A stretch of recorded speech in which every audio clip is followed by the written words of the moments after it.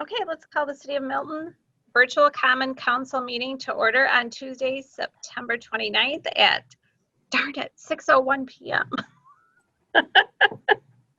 I forgot to connect to the internet, so I was didn't have it all together. Shocking, I know, when I was trying to sign on. Okay, let's call the meeting to order. And what is the confirmation of appropriate meeting notice? The agenda was posted at Dave's Ace Hardware, Piggly Wiggly, and Milton City Hall. Is there a motion to approve the agenda? So moved. I'll second that. Okay, Linda mouthed that she was seconding it, but because she was not unmuted, Ryan seconded it. All those in favor?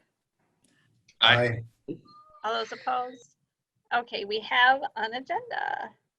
Let's do the Pledge of Allegiance. I'll move my computer like usual. And Larry, do you want to lead us? Sure, I'll be glad to. All set? I pledge allegiance to the flag of the United States of America and to the republic for which it stands, one nation, under under God, God, indivisible, with liberty and justice for all.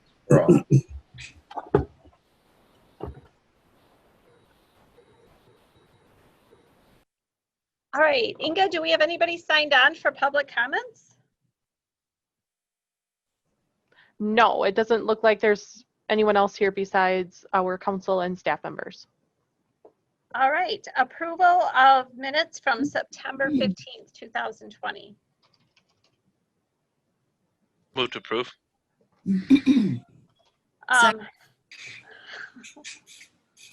There's a motion and a second. Ryan motion, Linda second. Larry was not unmuted. All those in favor? Aye. All those opposed? Okay, that motion carries. Discussion and possible action regarding telecommuting policy, which you have some memos on and a draft policy. Okay, sorry. So this is a policy that we actually started to put together, believe it or not, last year, pre-pandemic, and then as with most things, kind of took a back seat. But then as we got further and further into the pandemic, realized that it was probably a good idea to have this. So this memo, or this policy, and Inga can certainly elaborate on it, is really meant to address voluntary telecommuting in the case that an employee requests to telecommunicate, or we offer that as a benefit to individuals.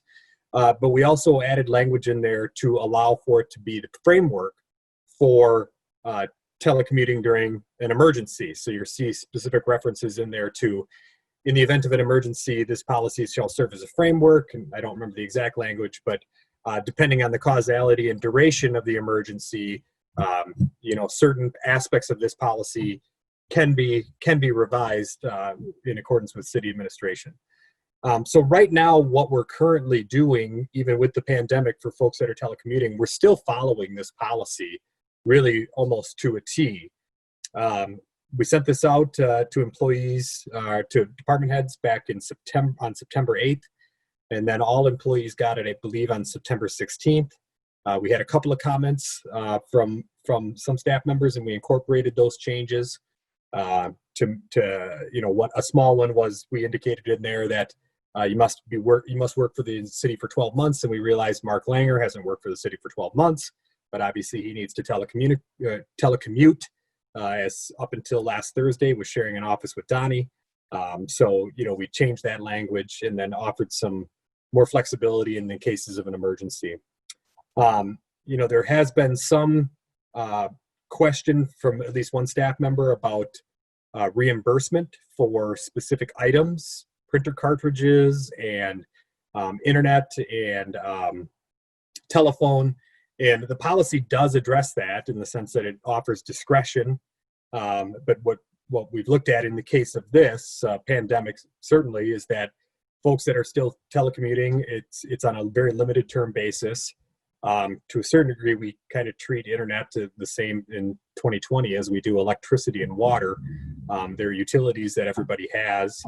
So I don't know that it would be appropriate to further reimburse people for internet, especially if they're only telecommuting, 1 day a week or less. But nonetheless, the policy gives us that discretion to do so. So in the event that this carries on for a long time, or that we have to go back to where we were in a safer at home order and City Hall was closed or Public Works was closed, we would certainly revisit that.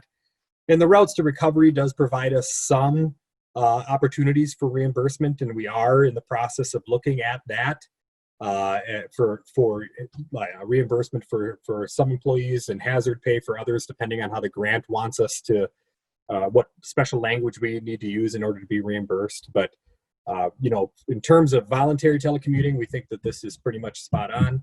And in terms of emergency required telecommuting, we think that this provides us enough discretion, because all emergencies aren't created equal. If there's a fire, we may have to close down the library for 3 months. Not saying anything, Ashley. But if there's a bad storm and we lose power, we might only be out for 1 day. And, trying to get into some kind of elaborate reimbursement scheme without knowing the causality or duration of it would be difficult and would probably tie our hands in future endeavors. So having it on a case-by-case basis, this council and this mayor has certainly shown to be understanding and flexible and nimble when it comes to how things come about. Certainly, routes to recovery is probably a once in a pandemic opportunity. Back in April, we didn't even know that kind of funding source would be available. We knew to track our expenses, but we weren't sure. So it's just hard to kind of get a one-size-fits-all approach. And then on top of that, there's a certain sensitivity out in the public right now with unemployment in double digits in some areas, for public employees who are still safely employed to be asking for even more money above and beyond what's already being offered in security may be a little tone deaf. So we wanted to be sensitive to that in this policy as well. But again, the major concept is for voluntary telecommuting in some future distant happy land when there is no more pandemic, and the world has kind of gotten used to telecommuting. It might be a benefit that we can offer to people in terms of a retention practice. So that's kind of where we're at. Inga, did I miss any big pieces? No, just to add in addition to department heads reviewing and additional employees reviewing, we also send it to our city attorney to review and a representative from our liability insurance company. And it's modeled greatly after the Rock County telecommuting policy. And we also looked at Appleton. Yep, and a sample from SHRM, the Society for Human Resource Management. Yes. They had a sample policy available on their website. Yeah. Yeah, I did want to say that, Inga, as usual, put in the time to research this thoroughly. So we were putting together a policy that was a best practice, that we looked at other models for doing this. And we've been very gracious with our employees in flexibility. We've had employees that have worked in the evenings instead of during the day. We've really tried to assist employees in adapting to this new reality that we face. And many employees have taken advantage of that too. And even prior to the pandemic, we offered many flexible schedules, which has been helpful to retain employees. Right now, 42% of employees in the United States are still working from home. And many companies are planning on not ever returning to full staff in an office setting. Some are looking at a hybrid model. So I think looking to the future and also wanting to prepare our organization for the future, telecommuting is going to be a benefit that is almost going to be expected in the next 10 to 20 years. And a lot of it really is due to the pandemic. So I think the policy positions us to be competitive when we're looking for employees. Yeah, it certainly is the way of the future, especially in the private sector. Government sector generally lags behind. There's generally kind of a different expectation for public sector, but if it is something that does work for an individual and it doesn't hamper efficiency or continuity of operations, I think what this pandemic has shown is that it certainly can work and does work. So. I'll just go around to see if anybody has any questions or comments. Linda? Unmute yourself. You'll get your chance to tell me to unmute soon enough. Sorry. I've looked at this and I like what's in here. It looks to me like you pretty much have everything covered. I was just wondering though about the cell phones. How many of our department heads have cell phones, and are we doing some sort of financial refunds for that? So all department heads are, at the time of employment, are offered a cell phone reimbursement or a city cell phone. Some have chosen to take a city-issued cell phone, so they have, in essence, 2 cell phones, a personal one and a city-issued one. And most others have chosen to take a reimbursement, which ranges between $25 and $50 a month, depending on the position. So that's been in play since long before I came. So if we get to the point that we may have to, and I work at home myself, so as far as including internet and internet service and that, is that going to be something that can be easily looked at just as we do with our phones? Or is it really necessary? Yeah, I think to answer both questions, yes, it can easily be looked at. Like I said, even through the routes recovery, we're looking at it for employees that did continue or did a large amount of work from home during the safer at home order, like when all the buildings were closed. But after that safer at home order it was rescinded, and all of us started to come back to work in different durations. That's kind of when we ended that internet reimbursement. Had we not had that funding source, I don't think we would have done that. In discussions with CIVMIC and the League of Wisconsin Municipalities, there are almost no municipal governments that are offering internet reimbursement, because again, it's in today's day and age, it's looked at as a utility almost. It's like everybody has it. Now, in the event that someone was required to work from home who didn't have internet, if you lived out in the township or somewhere where they don't have internet, we would look to an alternate means to provide you internet, whether that be like a MiFi hotspot or a Wi-Fi hotspot. But in terms of reimbursing for internet, it's something that really isn't being utilized out there in the public or private sector, because again, I think it's viewed as a utility. And the other piece of it too is, working from home is a benefit, that at least in most people's eyes. Some people disagree. But, in terms of costs associated with working from home versus costs associated from going to work, it generally costs an employee a lot more money to go to work than it is to cost them to stay home. You don't have that commute, you don't have the gas, you don't have the prep time, you don't have all, going out to eat, so a lot of entities are looking at it again as a benefit. And since internet is in essence a utility at this point, you get one provider really in your area. It's like electric. It's kind of one of those things. It's just an expectation. And in terms of cell phones, we need to be careful with that, because as an hourly employee, if you were issued a cell phone, there may be a mixed message sent there that you are to be on call at all times. When through FLSA standards, you cannot be on call all times if you're an hourly employee. So we don't want to get ourselves in a situation in which an hourly employee is being treated as a salaried employee, and then we have an FLSA complaint. So what we could do and what we've talked about doing is that if there is an individual who does rely on the phone quite a bit for their specific position, rather than offer some kind of cell phone reimbursement, what we would likely do is get them, I think the common term for it, or the lay term is for it, is a burner phone. A phone that would be utilized by that individual for business work only. They would have no reason to use it for their personal work use. The cost is very, very, very low, probably less than any of our cell phone reimbursements. So if we had an administrative person, you know, like a Brenda Matthews, who was going to use her phone a lot, it would probably be more effective and cost efficient to her and to the organization to simply just provide her one of those kind of disposable phones.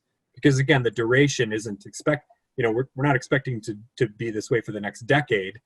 You know, hopefully it's, you know, not only the next couple of months, but, you know, we don't know. That's why we wanted to leave it somewhat open-ended for a case-by-case basis. You know, and, you know, lastly, using your cell phone to a certain degree, if you really wanted to get technical about it, is a personal choice. We've offered you, you know, you have a city-issued computer to no cost of your own. You're using the city's network and server system and VPN at no cost of your own.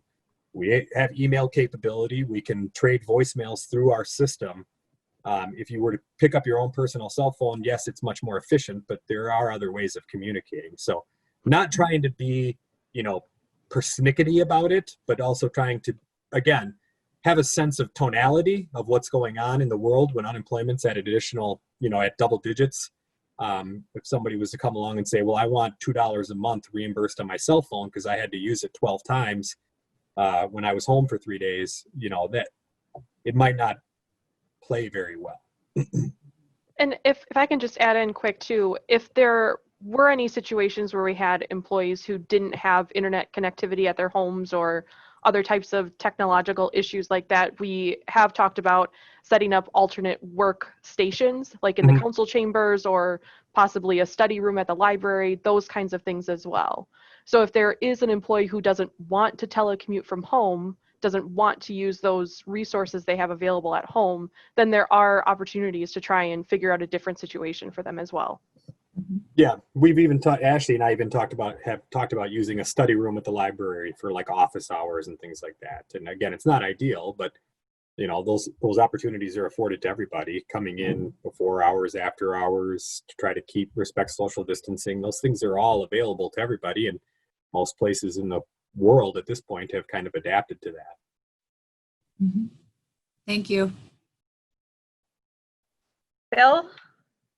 Questions? Is that no questions or questions? No questions. He's Sorry. quick. He's a little delay on the unmute.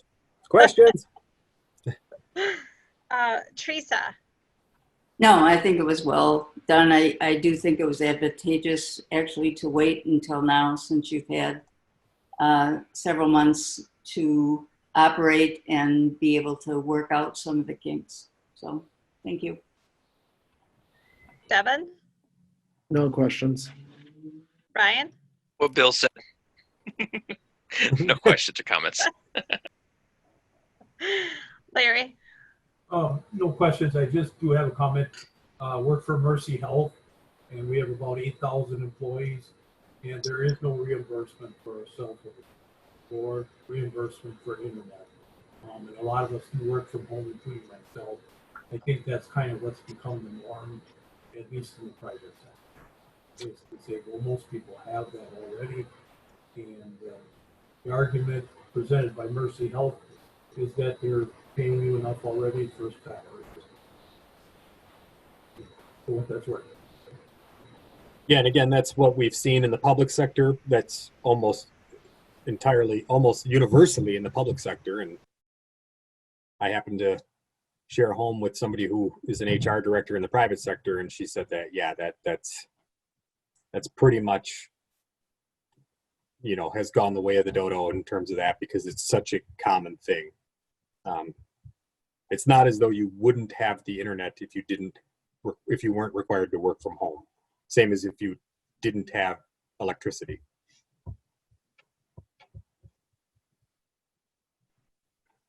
So are you looking for action to approve? Yeah, I think that would be appropriate. We've done that with all other kind of policy related, whether COVID or not. So you might as well keep that trend going. We're not about no rugged individualism, right, Anissa? We are about the team. So is there a motion? Larry, are you motioning? Yes, I move to adopt the policy. Linda, are you seconding? Second. All those in favor? Aye. Aye. All those opposed? All right. Thank you for your input and your thoughtful conversation. Thank you, Inga, for all the research that you did and putting that policy together. All right.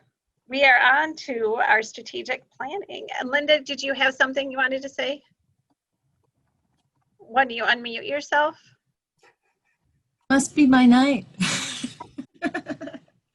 I just wanted to say that I am very, very grateful and happy with all of our employees through this pandemic and the way that everyone has stepped up to come up with different ways that we can do things. And it's just great. We have a wonderful group of staff in the city and department heads and you know, when I was at the retirement party for Donnie, everybody was there, and that's Milton, and that's us. That's how we are, and I just love it. I think it's awesome, and I just want to say hats off to all of our employees. Yeah, I appreciate you saying that, Linda, because it's not easy. It's going to continue to not be easy.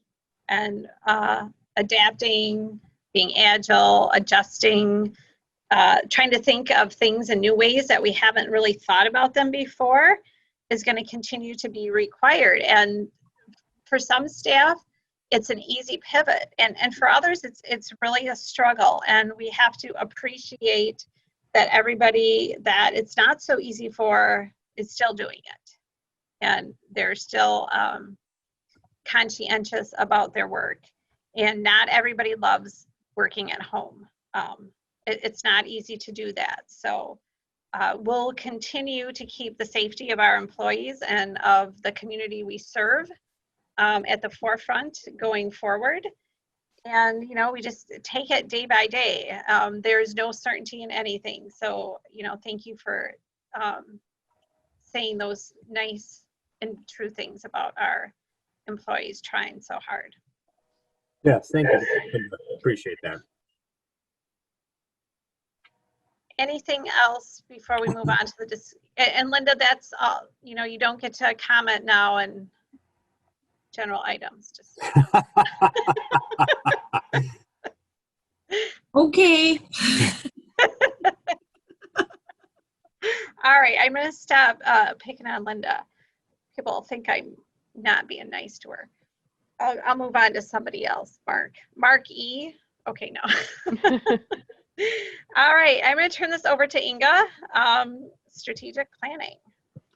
So I guess my overall goal for tonight is to go through the objectives and the strategies and actions and just make sure that we're all comfortable with those before I'll go through and kind of do a little bit of word massaging, I guess, for lack of a better term, to try and make sure that the ideas are presented as we want them to be and make sure that there's forward-thinking language. I think that was something that we talked about at a previous meeting, and just make sure that it's looking how we want it to be. But before I did that, I wanted to make sure that we were all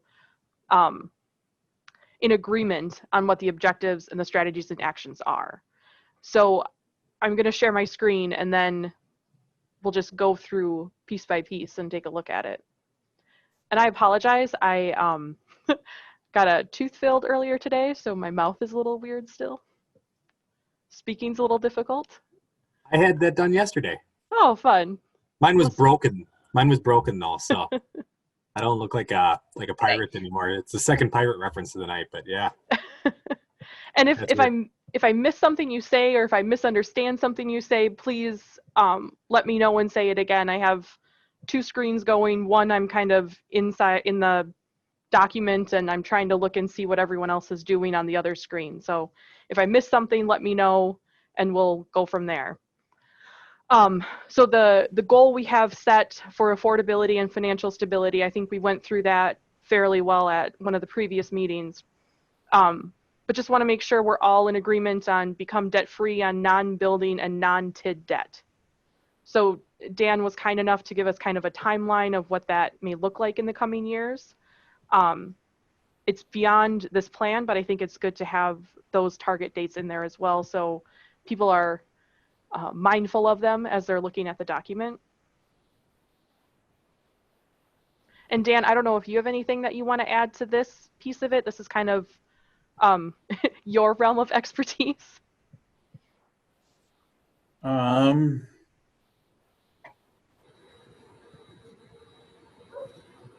No, I can't think of anything unless people have questions or want to add anything or whatnot.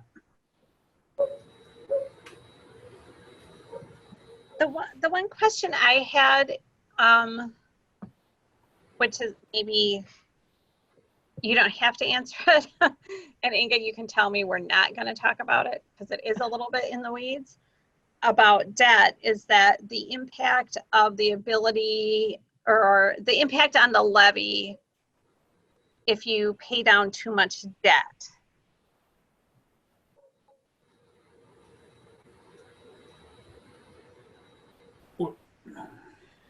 Do you know what I'm asking about? Like, Yeah. we put down a lot of debt last year and that impacted what we can levy this year, if I understand that correctly. Right. So, for instance, last year, and I think it was November, the scheduled debt service payments were somewhere in the neighborhood of like $825,000.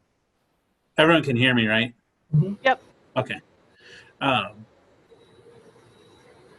The scheduled debt service payments were $825,000. There was a conscious decision by the council to add another $25,000 to help pay off the refinance 2016 bonds 1 year early, because there's like 215,000 or something like that's scheduled for 2027. And so what we had talked about last year was trying to keep that debt service payment up to set aside the money to pay that off a year early, because most of those dollars were for projects that occurred in 2007 and in 2008. So likely whatever roads were done are probably have been seal coated at least once since then, or maybe were mill and overlaid in the last upcoming next 5 years.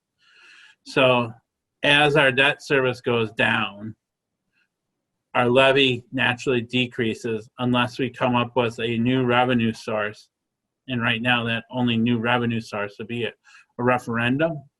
And one of the things that Mark and I have talked about, and I've talked about with Al several times, and I'm sure I've mentioned it several times to the council at various times when we've talked about it, is at the point that our debt service actually starts to go down appreciably, and I'm talking probably hundreds of thousands of dollars, that might be the time to introduce the word referendum to say, hey, our debt service is declining substantially, and we have this long list of needs for the community in terms of capital funding, and rather than just watch the levy drop and all of the hard work that we've done in the last 5 to 10 years go by the wayside, let's try to establish a reliable funding source for capital projects, road maintenance, etc. But we're still 3 to 4 years away before any kind of appreciable reduction in debt service. So that's it's on the horizon, but it's not on the horizon, if that makes sense. Very long answer to a very short question. But I think it kind of dovetails nicely into this next objective area that we have here, just to, I assume the council knows, but just to reiterate that Mark, he is working on the capital improvement plan. And Mark, is that target for October 20th to have that come to council, or did we set a target date yet? I don't recall. I don't know if we have a specific date, but Okay. it's real close to being done here. I mean, I'm pretty comfortable that there's enough information. We could have a real good discussion. You know, it may not be 100% final, but I don't think this type of document is ever really 100% final. Yeah, but I think it's change, but I think we're in a good shape. So. Mm-hmm. And it's definitely going to give the council a good picture of what we're looking at long term for capital improvement projects that are going to be needed. And I think it'll give the public a good picture as well of what's going to be needed in the future. And we built that general assumption that I was talking about in the capital plan. I forget what year it is. It might be 24, 25, when the debt service really starts to drop, where we have like a $400,000 or $500,000 infusion of a permanent revenue source for capital. So then we wouldn't, in theory, have to borrow ever again, and we would just do our capital at the speed of cash. So in that situation, you're talking about like we would go for like would it be just like a referendum with no end date for capital expenses? Correct. I think whatever, and I'm not a referendum expert, but I think what we would do is we'd put a caveat in there that says, so long as we don't do any general obligation borrowing that necessitates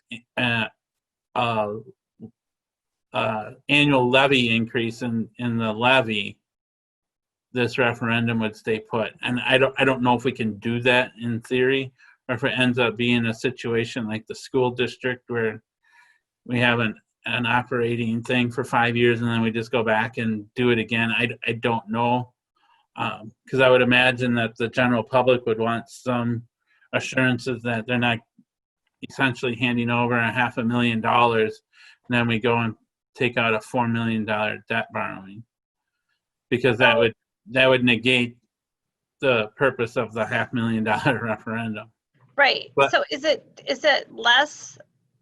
I mean, I know like conceptually it's less expensive if we're not paying interest on large amounts of debt, right? And issuance costs. And issuance costs. And I totally agree with that.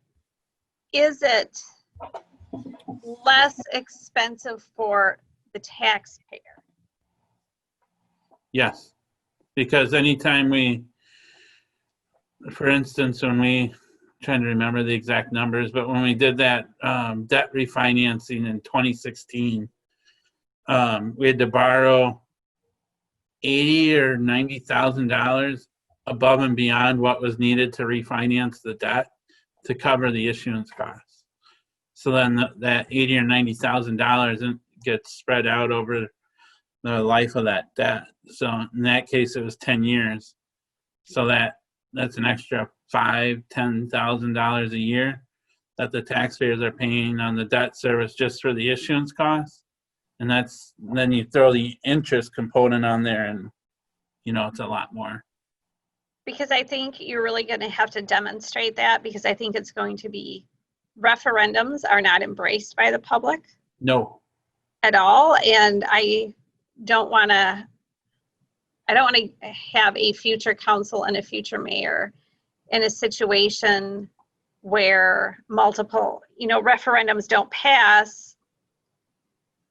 You got to take out debt anyways, right? Right.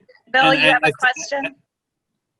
Just a comment. I really like this goal and the objectives on this one. It isn't anti-debt.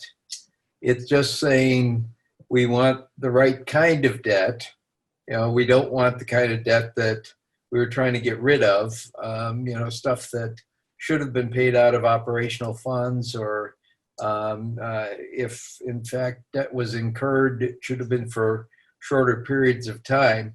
So it's not anti-debt. It's saying we want the right kind of debt, and it also plans for it. It says there's a structure, there is a debt policy, there's a capital improvement plan that lays out when various things would happen. So I think this one has got lots and lots of good components to it. I think it's really well done. And I did specifically ask the community workshop group if they were comfortable with this language specifically, or if they had different words that they might want to use for it, and they were comfortable with the exploration of consolidation with Janesville. I think that's the stage that we're still at right now, is that exploration and trying to make sure that it's going to work. So they were comfortable with that. Anything else for this goal? Then our next one is safe, inclusive, welcoming community. The community workshop group, they talked about how this section seems to deal more with inclusive and welcoming and not so much safe. So they were wondering if there were other objectives that might make sense to add that would be more tied to the safe component of the goal. Scott did send me the objectives, right, or the goals for 2020 for the police department, and maybe we want to take some of those and put them into the strategic plan for the city, but they're more departments focused, so that might be a better place to keep them as well. And that was kind of one of my struggles with that question is they do get pretty narrowly tactical, because those are our annual goals of what we do every year, as opposed to a 5-year more strategic document. So I'm struggling with what that might look like, but I'll keep thinking about it. And I think from your annual goals, the one that was more citywide focused was the emergency planning, if I'm remembering that correctly. And that's already in here. So I don't know if there were other ones that would make sense to bring over into this plan as well.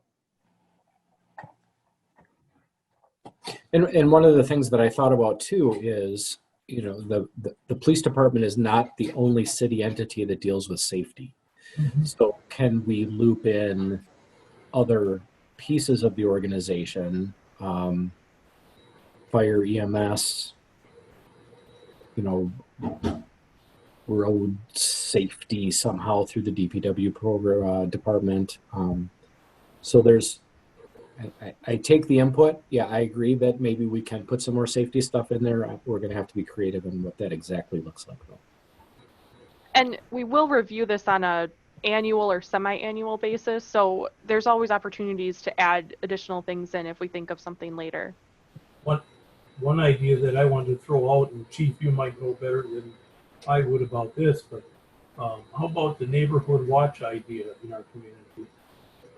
You see that in many communities, forming that or encouraging neighborhood watch to occur. It's something that Milton used to have, and unfortunately it withered because people didn't participate. So that's another one of those that's pretty common that people know and recognize. Philosophically, my position on neighborhood watch programs and similar programs is it has to be grassroots driven. So a neighborhood watch has to be organized and run within a community environment, and it's not something that the police department runs and pushes out. Sometimes we struggle finding people that are willing to make that level of commitment. I was gonna suggest that rather than stating maintain WILEG accreditation, that you spell out WILEG, because for somebody else to look at this document, they may not know exactly what that is.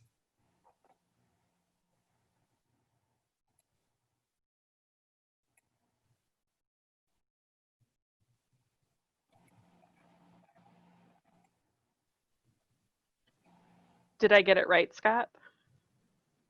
I think I did. Wisconsin Law Enforcement Accreditation Group? You did, but you had to correct me on the podcast because I couldn't remember an acronym. So I take it back. No, that's a good point, Linda. Thank you. I also think that it would be, I like the addition of putting the other departments in because it is safety. We do keep our roads clear, and we have we have a fire department in this city that has paramedics, EMTs, and firefighters, and they continue to train with their positions.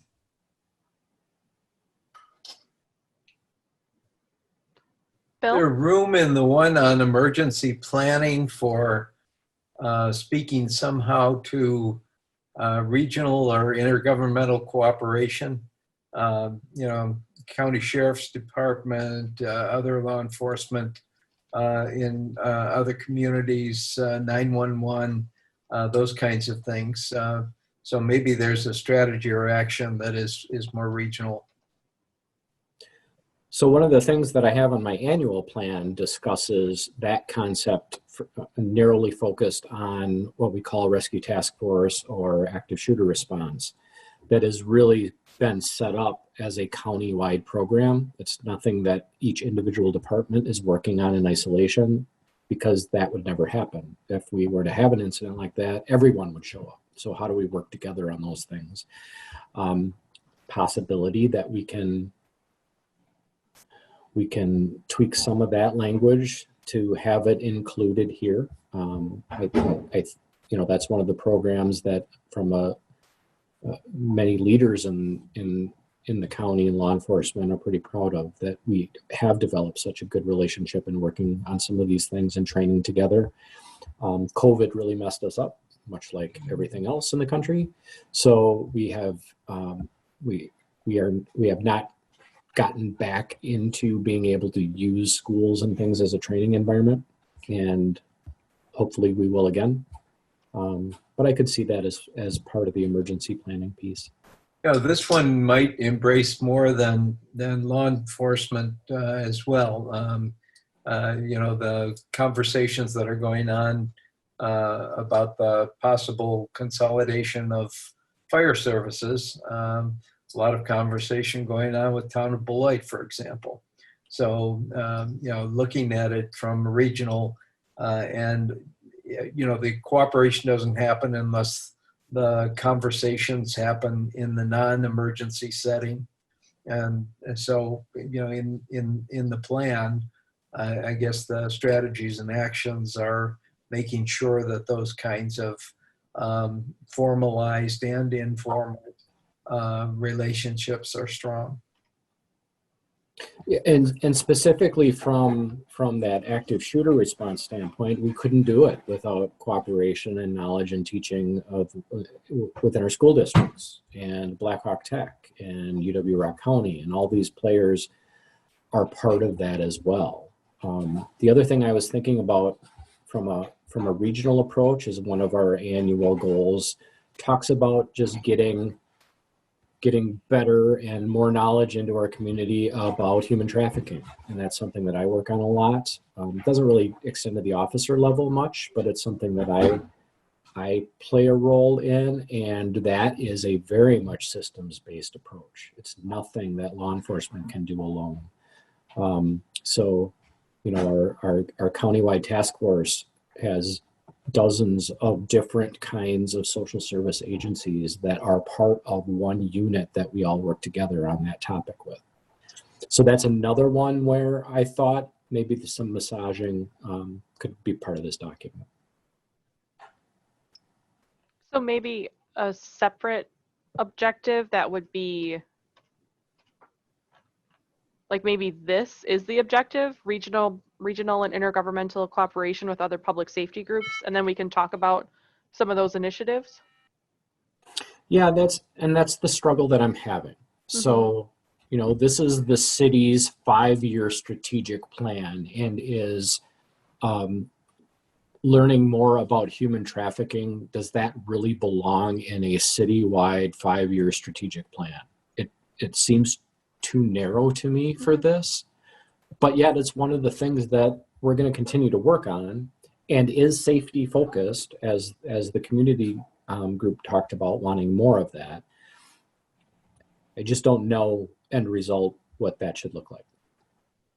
Well, there's also, you know, like the heroin. I don't know. I know it's not called the heroin task force anymore. They've been renamed, but I wonder if there's sort of issues of the day, or, you know, areas of concern that really do impact safety, like drug use, human trafficking. So, you know, I think when we're thinking of safety like that, that is kind of part of it. I mean, I understand where it's narrowly focused, but I think part of it too is for our citizens to have confidence that we are up to date in addressing current safety issues that impact the community. So a phrase that came to mind while you were talking is responding to emerging and ongoing community safety issues, you know, whatever, Yep. something along those lines. Yeah. That those things could certainly fall under, because I mean, that's human trafficking, that's active shooter response, that's the brand new drug that hits in 3 years. All of those things could probably fall under a bubble like that. Yeah. Yep. It's a good way to put it. Something like this?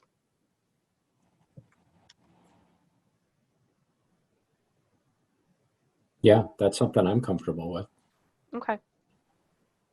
I don't know if it's what the community group was looking for, which is why I wanted to talk to you more about kind of what their input was, if they wanted to hear more specifics or what they were thinking. And I think if I communicated to them that the police department specifically has, you know, organizational goals for the department, I think that will be helpful. But I also just think they were thinking just in terms of there's a lot of inclusive and welcoming in this goal. So maybe defining what safe means at some point in the plan. Maybe having some benchmarks later on in the plan, something like that, to just better define what the goal means and how we know we're achieving it. Let's take a step back and just go piece by piece. So they just wanted to add in and inclusion. So I'm going to accept that insertion. I think that makes sense. And then what I'll do at some point is create maybe a list of training topics for the coming years for diversity training. I think that will be helpful to guide those efforts and plan for those. And that was something that the community workshop group was looking for as well, just more definition in what that annual diversity training would be. So like in 2021, it may be geared towards just anti-racism. In the following year, it'll be a different diversity topic. Anissa, did you have a comment?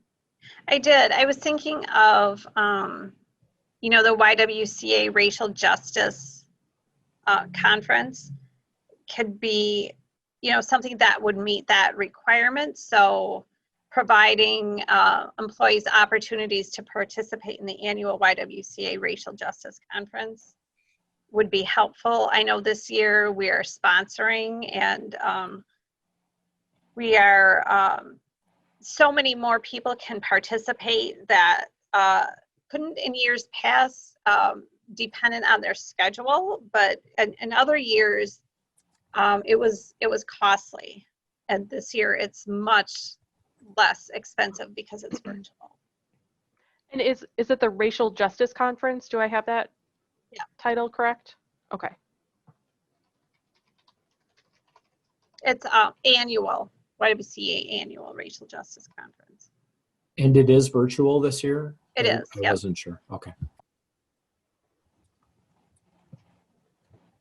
Okay.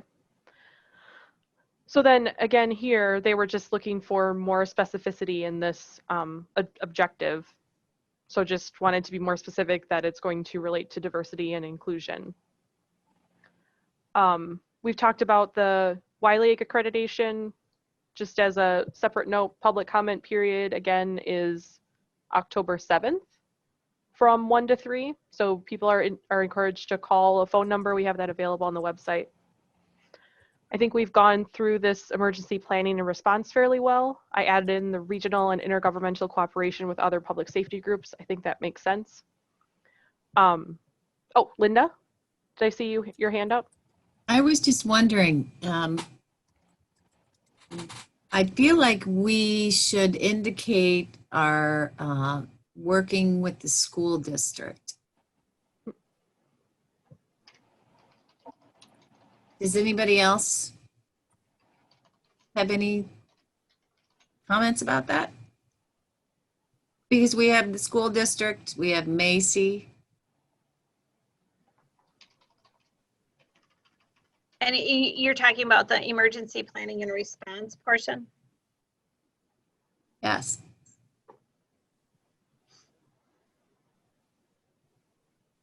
Does that fit what she added, what you're thinking of? Mm-hmm. Does that work? Yeah. Does that make sense for everybody else? Yep. Is that all right with you, Chief? Oh, absolutely. Yeah, we are tied very close with them on response plans, and yeah, I'm fine with that. And I just added in city departments because a lot of times with an emergency response situation, sometimes our public works staff, they're called in to help barricade roads and those kinds of things if there was an emergency that occurred. And then just other organizations that may need to be brought in for different situations, I guess. Yeah, yep. So this was one item, I can't remember who had provided it, but it's increased engagement with the community, and the objective was to conduct an annual survey and use the results to inform policy and process improvements. So conducting an annual survey, you know, we did a survey just through Google Forms actually, and that worked out well, but it was not a scientific survey. It was just trying to gather public input to better inform decisions made with the strategic plan. So with this objective, if it's to do a more scientific survey on an annual basis, there's a cost component to that. And I just want to be clear on what the expectations are from the council on what that objective is. So that was mine, Inga. Mm-hmm. And yeah, I'm comfortable with a more informal process too. It could even be a focus group on an annual basis, just to get a sense of the satisfaction level of the residents with how we're doing things and how things are going in the community, and where some difficult areas might be or problem areas might be from their perspective. So, I mean, it could be a real formal process, but it could be a real informal process. Mostly just a connection with the community is what I would think. It could also even be in connection with the budget process. Yes. Mm-hmm. I guess I would push for the formalized kind of survey. One thing that can be really helpful is if you've got a survey that has at least components that stay the same year after year. In other words, you can look at some of your objectives, create a survey that's testing whether or not the outcomes you're seeking are actually happening or not. And if you ask the same question the same way multiple years, you can start to gauge whether or not we're making progress or not. I guess it doesn't necessarily have to be the let's have a high level of validity and all that kind of thing. It can be a relatively informal survey, but I think what we want is a thoughtful survey that's potentially a longitudinal kind of a survey. So some real thought going into it, as opposed to, well, what kind of questions are we going to ask this year? You can ask new questions, for example, tied to what we were just talking about, that plague of the day that we had at the bottom there. You know, what's the hot item? You can have a question like that on an annual survey, but the idea is that there's a core of questions that remain stable and help you measure progress. So I added in some language to this bullet point then. So conduct an annual survey with consistent questions to gauge community satisfaction over time and use the results to inform policy and process improvements. I think that's stronger. Yeah. I think that's great. Okay. And then I would put a few questions in, like Bill suggested, of things that we specifically want to know in a certain year, in that survey. Yeah, I think that makes sense. So everyone's okay with that and has a clear understanding of what that looks like? Okay. So this next objective is increase diversity of housing. And Larry, I think this one was yours, develop a Milton landlord board to work with city staff in increasing diversity of housing stock. Did you want to talk about what the expectations are for that board and what that looks like? Is it another city committee? Is it, what does that look like exactly for in your perspective? Well, I didn't know. I'm not being very helpful, am I, on that? I didn't know. I just know that in many communities they have these sort of associations, and they tend to be informal and separate from the community, but they have a connection to the community, to the government, city government, and so I don't know the answer to that either. I'm really open to suggestions. I just think it might be helpful to be having conversations with the developers and the owners of rental properties about how to diversify in terms of costs for the renters, you know, the rent costs and those sort of things. So maybe this may just be like an increase communications or engagement with Milton area landlords and developers? I think rather than creating a board, convening the appropriate group might be the strategy. In other words, we bring organizations. At one point, I know there was a Janesville-based landlord board that included some folks that own properties in Milton and other places as well, so that the organizations may already exist. Maybe what we're doing is convening developers and landlords for the discussion that we want to have happen. Yeah, right now the JARPA exists, which is the Janesville Area Renters Association, Professional Association, and they are they're a separate entity from the city. They're kind of their own standalone entity, and I do know that a number of Milton landlords are a part of that. And I also know in the past that Blaine had kind of what Bill is suggesting there is kind of having open houses or you know informational sessions, listening sessions with Milton landlords to talk about code enforcement issues and housing issues and things like that. So that's something that certainly could be resurrected.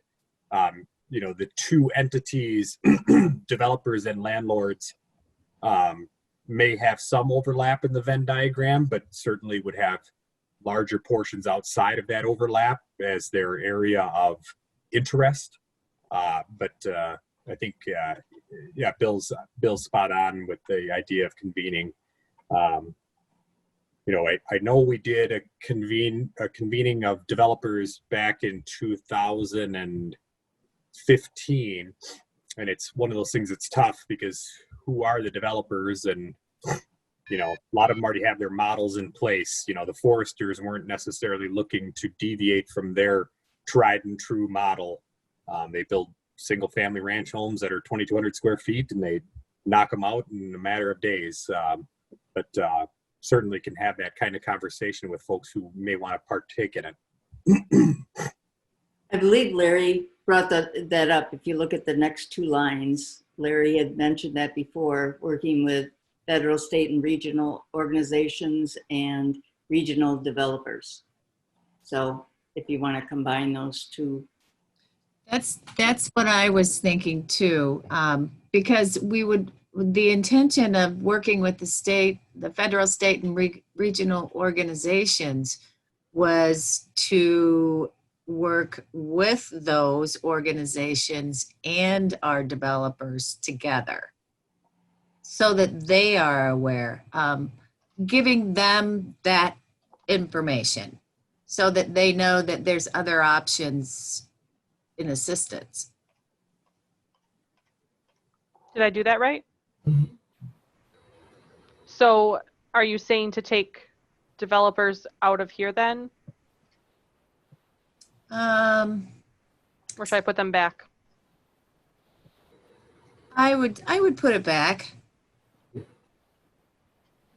And then are we in agreement to delete this part? Yes, that's fine for my perspective. Good. Okay. So increase communication and engagement with Milton area landlords and developers, and work with federal, state, and regional organizations and regional developers. I have a quick question too. Mhm. But I'll let anybody, I'm sorry. Does anybody have any comments about what she just said first? So in the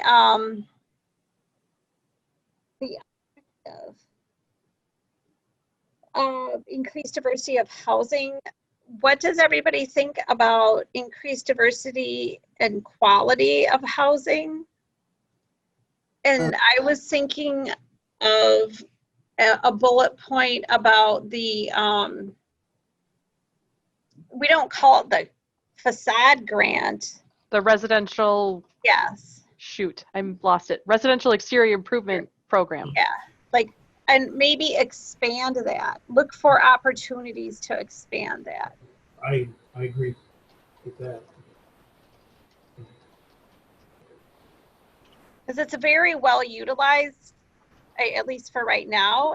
People seem to be happy with the results. I haven't heard any like negativity, like it didn't work out for somebody or anything like that. It doesn't mean that everything, I just haven't heard that people aren't happy with it. I've heard more people wanting to participate than the funds that we have available. I don't know if anybody else has anything to.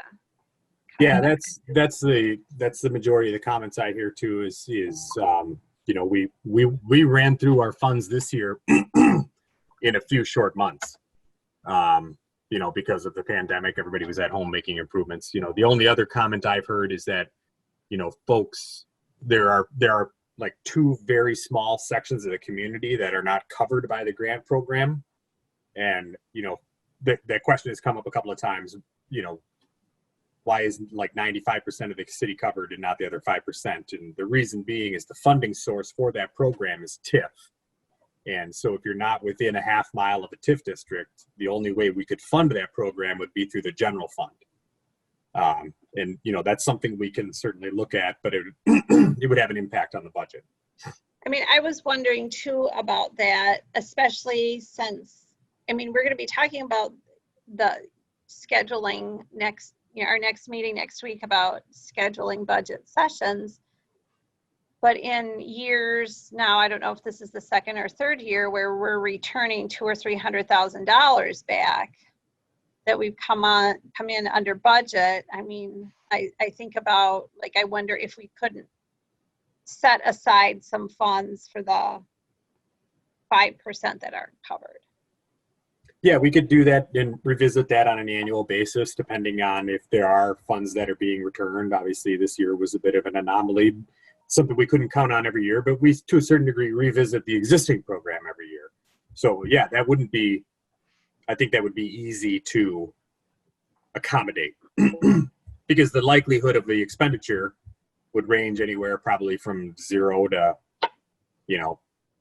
20 grand at most, because there's such a small number of houses that aren't included in that area.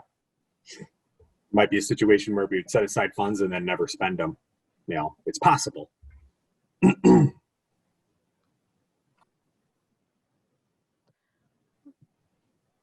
So anything else for this piece?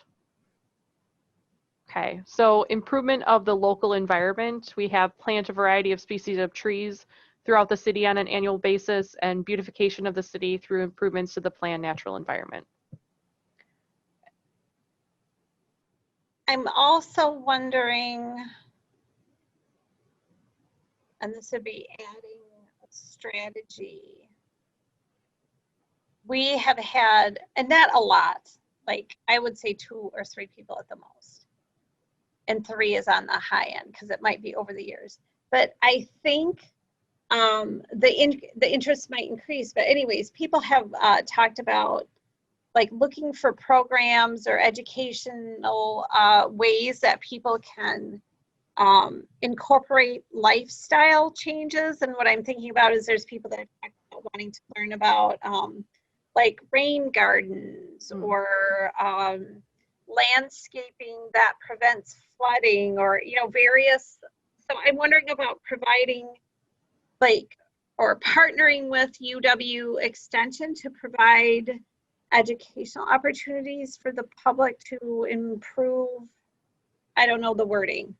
I think that might fit. Ooh.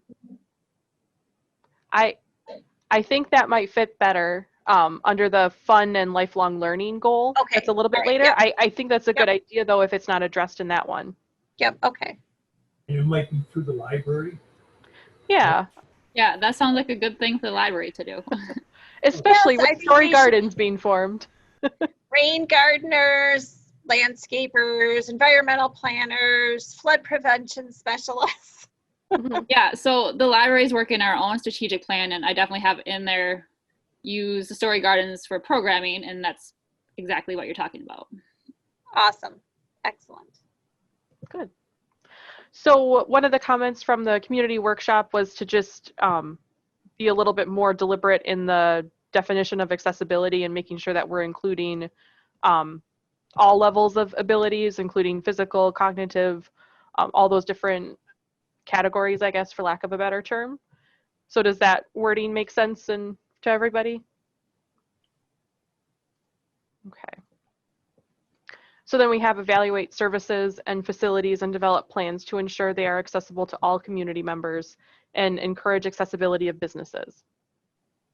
Anything else for that section? I just had a question. Yep.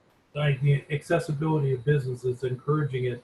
I guess I'd like to bring up the idea that I would like to be a little more firm about that. I don't know how to do that here. Firm, or maybe providing some funding. There's been at least 4 businesses that have remodeled since I moved to Milton, and none of them have put ramps yet. So I'm just saying, I don't know how, we can't force people to do that, I understand, but what could we do to encourage it? I like the encouraging, I'm not opposed to that. Sometimes we maybe have to put some dollars with it, if that makes sense. So that might be something that you could think about. Well, we do have the facade grant is paid for through TIF money, right? Right. So I wonder if we could, along those lines, have like a special grant program for accessibility in TIF districts. Al, I don't know if you can comment on whether that would be a possibility or not, if you're still there. Yeah. Okay. Yeah, it would be permissible. There's very few things that aren't permissible in the world of TIF. The challenge is typically we tie TIF development agreements or TIF incentives to some increase in value.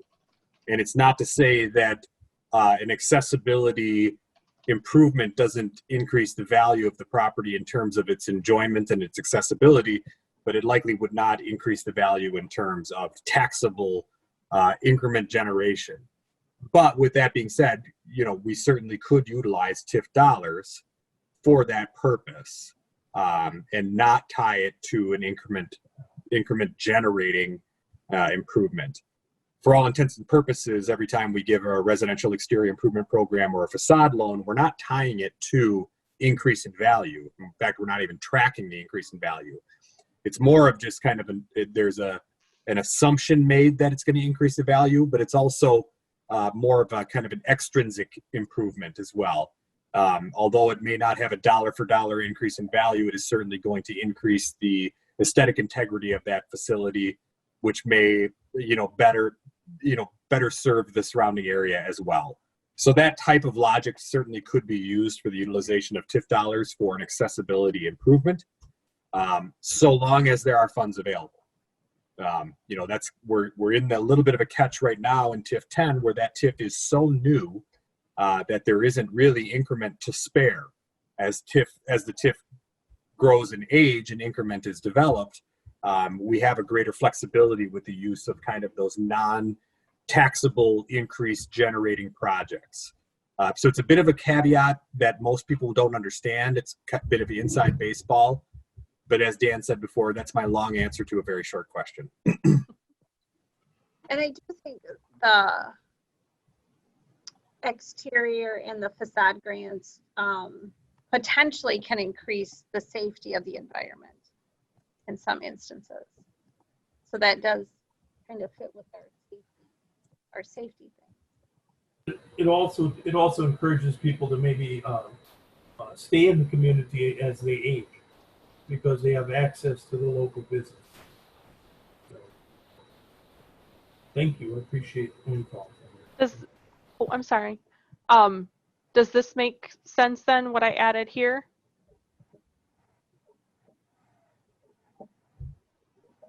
And then, we can always get into the more specifics on what that grant program would look like.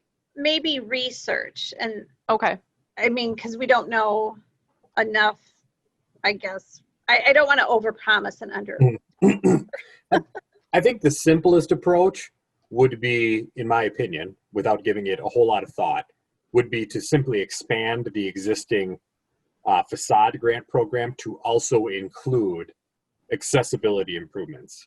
And then through the grant application process, they would need to, outline, we intend to spend, $2,000 to create a handicap accessibility ramp, or to add push button entrances.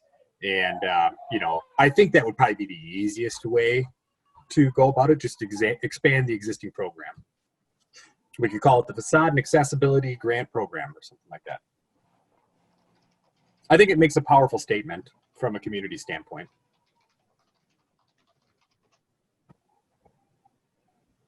Something like that? It works, yeah. We can play with it too. Mm-hmm. For the sake of this exercise, I think it's certainly workable. Okay. So another item from the community workshop group was to collaborate with nonprofits to enhance the quality of life of community members. So one of the participants, they said to promote volunteer opportunities at nonprofits and the potential for skill development for careers.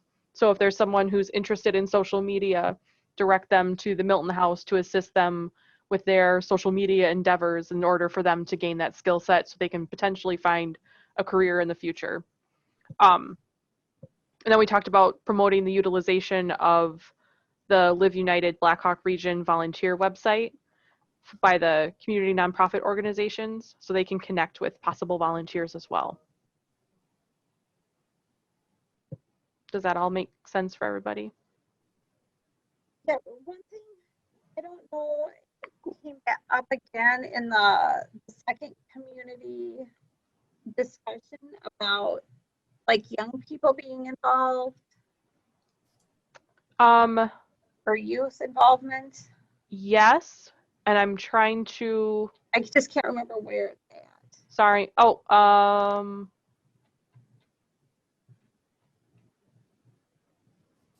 Right here.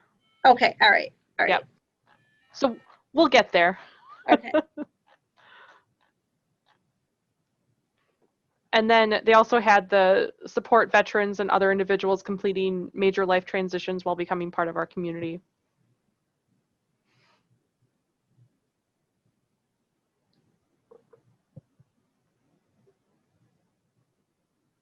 Any questions or comments on those pieces? That looks good to me. Yep. Okay.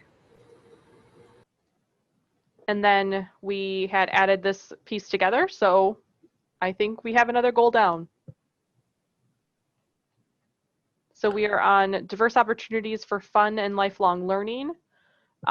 Complete, follow, and regularly review the 2020 to 2024 Comprehensive Outdoor Recreation Plan. The Parks and Recreation Commission is in the process of completing that right now.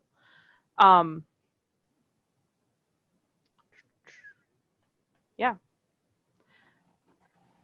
The community workshop group had talked about taking this piece out. This was more, we moved it up here.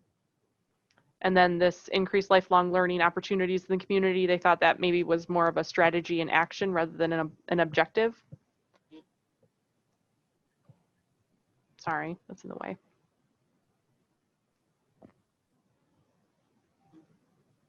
Anything on those first two pieces? I like the lifelong learning opportunities as an objective. Okay. Me too. Because I also don't want to steal everything from the library strategic plan. So we did add in provide support to the Milton Public Library as needed for their programming and lifelong learning opportunities. So Well, maybe couldn't that just be a strategy of the objective? probably. That would make sense. Yeah, I think, you know, I think the increased lifelong learning is not just the library. You know, that's parks, it's the other things that you were talking about in terms of Yeah, you know, the Milton House development. too. Because maybe this increased promotion of educational opportunities at Crossridge Park, maybe that's an objective under here then. Yeah. That I maybe think makes so, more too. sense. And we don't have, I'm trying to read through this to see if I missed it, because that's possible too. Like an art or Oh, music, sorry. you know what I'm thinking about? Like an art in the park or music. Yeah, like we don't do a lot with Yeah. arts or music or. Or like more art in the community. Like how Janesville just had all those murals painted. Yeah. Just as a side note, I guess, in the Comprehensive Outdoor Recreation Plan, there is a piece in there related to increase of art in parks. But if we wanted art on private properties and those kinds of things, like the murals in Janesville, that might be something that we could incorporate into this. Because I think about, I mean, just some ideas. I remember we talked about having Shakespeare in the park before, after Al made his superstar debut at Cross Point. You know, so there isn't a lot of arts, theater, cultural. We haven't really said a lot about downtowns. So maybe this is a place where we can do that, because that's kind of what they're trying to do down there. Just a couple of points. One, I would say another increased lifelong learning opportunity is certainly the podcasts that we put on at the city of Milton. I mean, those things are phenomenal. Yeah. Second off, the pretty much, and I can only speak to Janesville, pretty much all the things that you just referenced, none of that was done by the city. That was all done by the chamber or the bid district or the League of Women Voters. So those were non-city related initiatives that were put on by private or separate entities. All of the murals, the Chevys on the strip, you know, the sidewalk, chalk, all that stuff. So again, How about doesn't mean promote? If the city just promotes and encourages opportunities. You know, every time I pull out of the Bank of Milton, I see that sunflower that is there as a memorial, the sunflower by the splash pad. that I think Lonnie Brown paid Yep. for it, didn't she? In memory of her husband. I believe that's on city property. Yep. One thing that the city has is spots where some of that art can go. We worked a couple of years ago with Terre Haute, Indiana. They have an active program where a separate organization from the city, but using city properties, attempts to do one major art installation per year to add public art. And it's been quite successful, and it's larger scale kinds of stuff than we're talking about, with the sunflower in the park. But you could come up with some sort of an objective, and over time have a juried kind of a thing to create maybe not one a year, but one every other year that would be in public parks, with the idea that it's like the percentage for the arts. Each of the parks would have some sort of art installation. I did talk to the Parks and Recreation Commission about trying to put together like a strategic bench placement plan too, because they've talked about wanting to try and engage potential donors for benches. So that might be another kind of, I don't know, strategic art placement plan that we could put together, and maybe work with community members on ideas of pieces that they might like to see, and try and engage potential artists and donors in a more strategic way, I guess. By the way, I have a bench map myself. Oh, I would love to see it. Send it to me. I'll share it. I'll send it off. So I added this in: promote and encourage opportunities for art, music, and theater. Does that kind of encompass the point, and we can drill down operationally what that looks like later? Yeah, I think a lot of the things that could, where the city's role in that is Bill's right on with we have available land, we've got prominent locations, but also we would need to make sure that our ordinances are permissible for that type of activity. If somebody wants to paint a mural on the side of their building in the B3 zone district, that requires a site plan review, and is not to say that we shouldn't do that, but those are the things where we could support that type of activity if we wanted to take a look at our ordinances, and would we consider that signage or off-premise signage? And again, all gets to be a lot of mumbo jumbo to the average person, but those are areas that we can, from the city, look to facilitate and streamline the process for those activities to happen. And same with music. Not that Scott wants to hear it, but if we want to have music in the park, what does that mean for our ordinances? Our noise ordinance is at 10 o'clock. Not that we would probably want people banging on drums past 10 o'clock anyways, but and then special events, that's another thing that continues to kind of rear its ugly head in Milton. Those are all things that we can play as a city. That's what I think what our role could be in that process. So the next piece is improve bikeability and walkability of the community. We talked about adding benches in strategic locations throughout the city.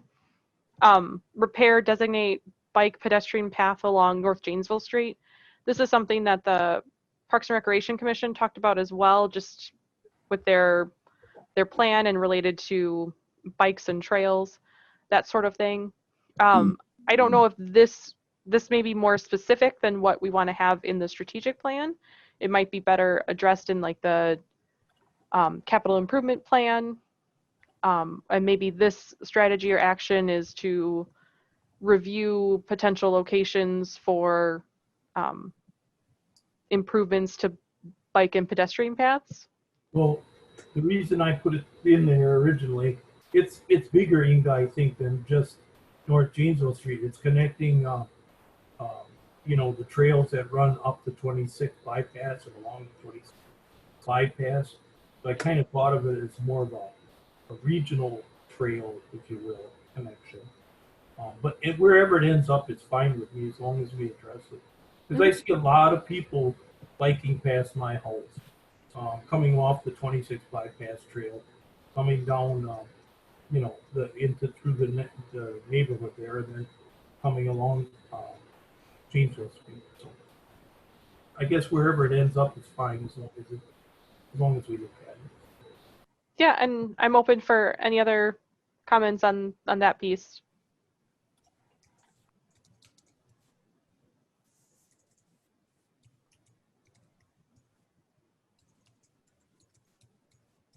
Good? Okay. So the next one is increase awareness and understanding of Milton's history, add interpretive signage to parks and key locations in the community. Everyone okay with that? Makes sense. Maintain partnership with Ice Age Trail Alliance and improve the trail system in the city of Milton where possible. I added this in, add some signage to the trail indicating how many steps to locations of interest to hikers. I've seen that in some locations where they have 200 steps to the next drinking fountain, you know, things like that to engage the hikers a little bit more. And Ashley, you sent me an example of one as well. And one thing we are looking at doing too, just so you're aware with Ice Age Trail, is potentially doing a very minor reroute. So the trail will actually go through Story Gardens and then go back on the regularly designated trail. So it's just a minor reroute, but the Ice Age Trail Alliance, the Rock County chapter seemed interested in it, and they may do some kind of like glacial display at Story Gardens too. So I'm excited to partner with them on that. That's a good idea. The Milton East Cemetery Improvement Project, this is something that Larry had suggested as well, and I included the project proposal in the email that I sent out. Oh boy, was that last week? I think last week on Wednesday. Larry, I don't know if you want to give like a brief overview of what you're looking at doing. Sure. Well, it is a historic site in Milton, whether we realize it or not. If you think about it, it was established many years ago, and some of the improvements I proposed was taking down the chain link fence in the front along Janesville Street. That's all rusted, kind of worn out, and actually doesn't really do anything because the driveways are open, so it's not keeping people out of the cemetery or anything like that.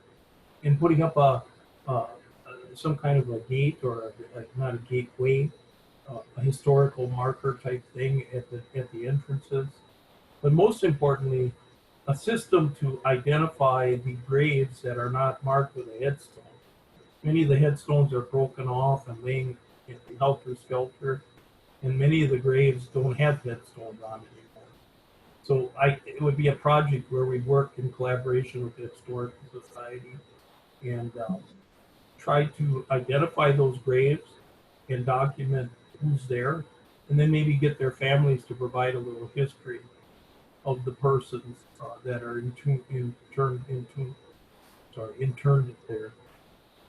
So turning it into more of a historical stopping point for people coming through the community, making it more attractive and more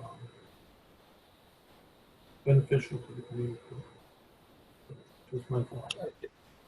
Just by coincidence, my wife has been doing a lot of cemetery research, find a grave projects, things like that. And she just sent an email about one of the Goodrich graves that looks like it could use some improvement. So she also sits on the Historic Commission, might be something that she'd be interested in working on.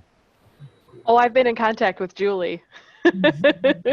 She's that's going to be on the Historic Preservation Commission agenda for next week to talk about some restoration work that could potentially be done to at least Mr. Goodrich's site, and possibly through some Historic Preservation Commission budget dollars that are available. So she's working on some proposals for me. Excellent. Got to put Julie to work sometimes, right? So I think there's probably some interest in that, and we can see where that path might lead. We'll include that in the plan. Well, what triggered this for me is I read a quote somewhere that said you can tell a lot about a community on how they honor their dead. So that just struck me as kind of an interesting comment. Yeah. This was one objective that the community group added in: collaborate with School District of Milton, Blackhawk Technical College, and other educational institutions in the area. But that maybe we can put here under the lifelong learning. And that maybe addresses Anissa's point of working with like the UW Extension on some programming. That's actually what I was going to suggest. Was that? I'm sorry I took your idea. That's fine. That's a good place to put it. Who was reading your mind? He stole it from you. Okay. Anything else for diverse opportunities for fun and lifelong learning? Yes. One last thing. What? Under the Ice Age Trail Alliance, Yes. what do you think about like promoting and amplifying, or promoting and magnifying its use, or something about, or awareness, right? Like some people really don't understand, not that I want everybody out there walking when I'm walking. It's very peaceful. But just, I think a lot of people aren't aware of this beautiful trail we have out, you know, at Storrs Lake, and there's multiple, you know, entrances to the Ice Age Trail and volunteer opportunities and maintaining it and expanding it. I like that, Anissa. I'd also like to hopefully see just short portions of the trail would be accessible. Yeah, yep, I agree, Larry. Doesn't have to be the whole trail, but just portions. What kind of wording would you want for that? Explore opportunities for accessibility on the trail? Yes. Something like that?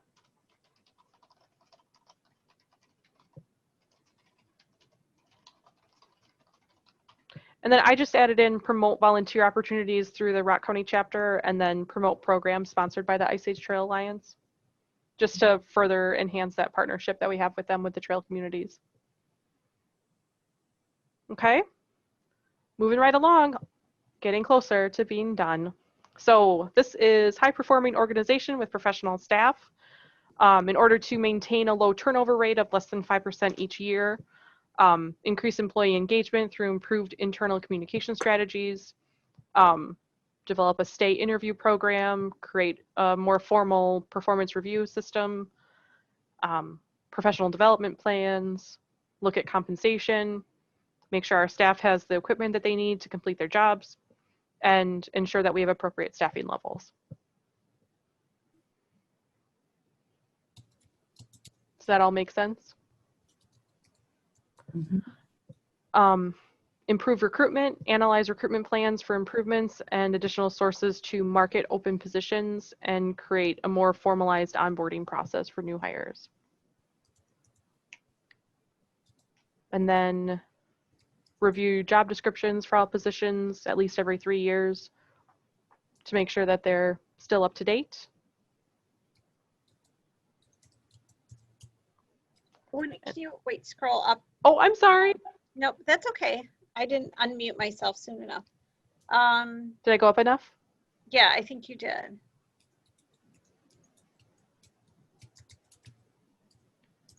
I think it falls under analyze recruitment plans. I was thinking of like, you know, evaluate benefit packages, or you know, somewhere in there too, to reflect marketing, you know, market plans or whatever. Yeah.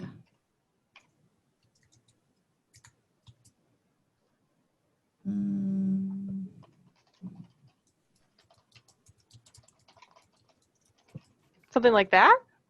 Yeah, yeah. Does that work? Yeah, I was doing some research and reading when I was reviewing our commuting policy and some employee benefit magazines, and like, you know, and I'm not suggesting this, I don't know that this is where we're at, but you know, some private companies are offering, you know, like Netflix as a benefit. You know, not a telephone reimbursement, but you know, just really just really creative things to attract employees. So I'm not saying that that's like appropriate for our region, but just like we're always looking at creative ways that maybe aren't that expensive to, you know, it's not retirement, it's not pay, but maybe it's a different kind of benefit.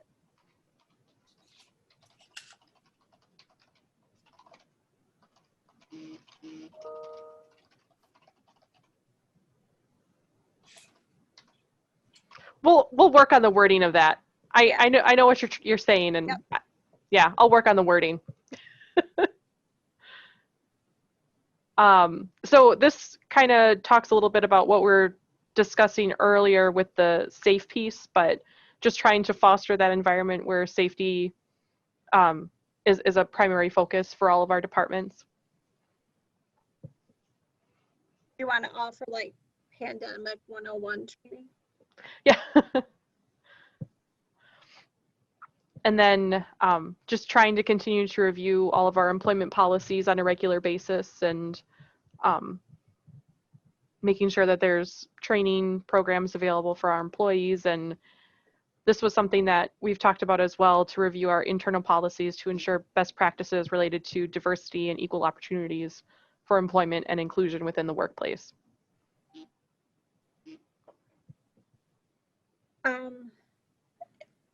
Do we talk anywhere about like culture or creating a culture? A lot of diversity and inclusion has to do with the culture of an organization too. I don't know where to put that, if it's here or if you want it in there, but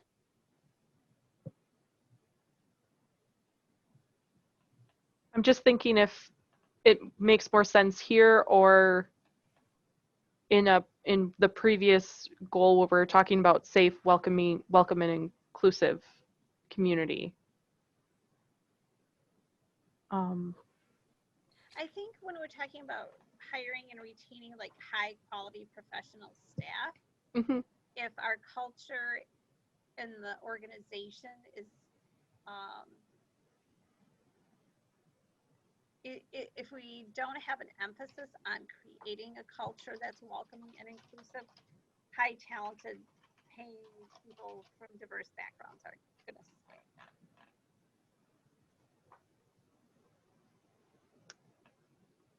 stay. Do you think that should be a separate objective, creating an inclusive culture, or do you think that's part of maintaining a low turnover rate or improving our recruitment? I think improving recruitment.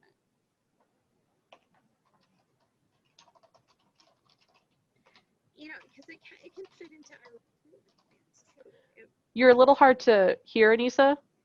It can be part of our recruitment planning too. I'm sorry, I was getting too relaxed in my chair.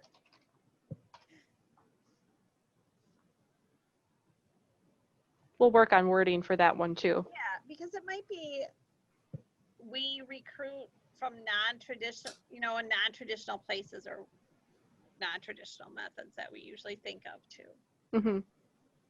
Okay. So council development, this was one that we had talked quite a bit about at a previous meeting.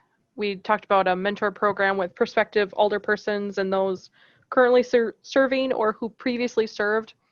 And then the community workshop talked about exploring partnerships with the chamber and other organizations like the chamber's Milton Leadership Institute and the Rock County Leadership Development Academy. Does that make sense for everybody? And then they also added in develop a program with the high school to inform students about local government and potential volunteer opportunities or elected positions. So they talked about researching Explorer programs. I'm not super familiar with that, so that's going to take a little bit of research on our part. developing a youth commission, and then create a student representative position on the council was another idea. I know, Ashley, you had mentioned that I think it's the Youth Coalition that talked about creating a youth commission.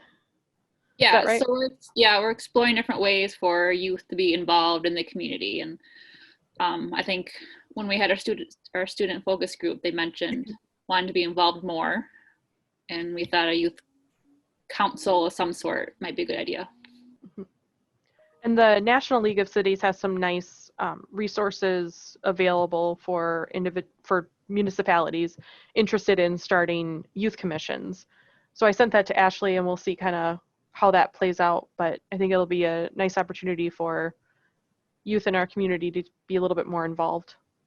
Yeah, and that's something that Teresa and I had talked about, figuring out a way to organize something, and clearly something else got put on our priority list. Oh, Teresa, you just muted yourself. Sorry. We did talk about it, and it is a wonderful idea. And the high school loves having students participate in those types of leadership roles. And is the council okay, I guess, with exploring a student representative position on the council? I think it's a terrific idea. Okay. I know in Viroqua, where I grew up, we had a student representative on the school board, and that was a nice opportunity. It was me and one other person who were the first one, so started that back in 2003. Which this school board does too. Yeah. And those individuals, that it's the council president and vice president, is that right? Yes. Okay. So this might be a nice opportunity to open it up to someone who's maybe not involved in student council, or maybe it's the secretary and treasurer of student council, something like that. We have a teen representative on our library board as well. Yeah. Okay. Anything else for this goal? I feel like I kind of just flew right through that one, but if there's any other comments or questions on it, feel free to send me an email or give me a call and we can talk about it. What was that? Maybe we're getting better at this. Or we're just getting tired. So mixture of both, I think. I tell you, I'm a lot less tired than having to go through a whole council meeting. Yeah. And then do this. I feel like I'm better this time. I'm not saying I'm a lot better, but I'm a little bit better. Yeah. So this one is the environment for business success with thoughtful growth and development. This is our last one. I think everything we kind of talked a bit about at a previous meeting. Some of the comments back from the community workshop were, develop strategic relationships in the state, the region, for tourism and economic development in general. So I did add in develop additional strategic tourism relationships with other entities in the region and state. I don't know what those would look like. We are a member of Connect Communities, and I think that there's value in continuing that partnership with the state. But if there's other organizations that we should reach out to or we can reach out to, I think it's beneficial to do that as well. Does that make sense for everyone to keep that in? Okay. So encourage ongoing reuse, restoration, and beautification of historic buildings. They had talked about utilize tools from the Economic Development Toolbox. That was from James Otterstein, the Rock County Economic Development Manager. And then provide additional educational opportunities to individuals interested in historic preservation of their properties. And that's something that the Historic Preservation Commission has worked on in the past. And I think it's something that in a post-pandemic climate that should be continued by the commission. Any other comments on that piece? That makes sense?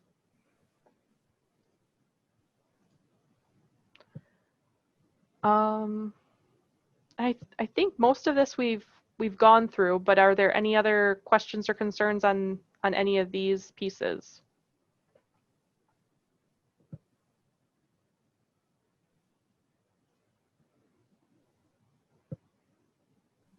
I don't want to go too fast, but looks like some of you may be reading.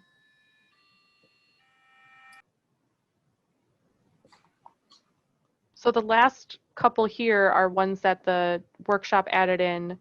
Continue to build and maintain infrastructure, streets, water and sewer lines, stormwater, et cetera, to support future economic development projects. So industrial, commercial, and residential. Monitor the needs of the city and continually update the CIP and review project proposals for common trends related to infrastructure. So if there's a lot of project proposals coming in that need, you know, this type of water main, I don't know. I don't know these things. Al would be a better person to elaborate on this. Then we can look to include those in future projects, future infrastructure projects. And then identify and secure additional land opportunities in the Crossroads Business Park, leverage strategic relationships with entities in the region and state.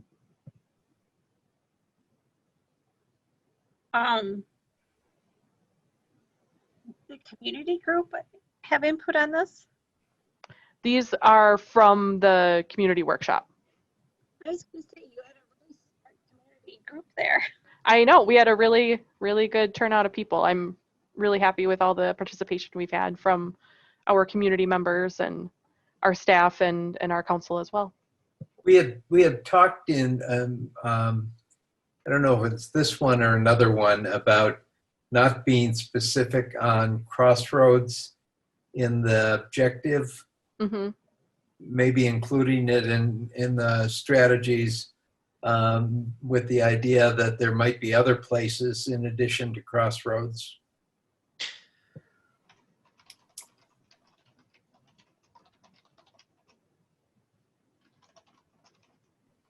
Yeah, that does it as well.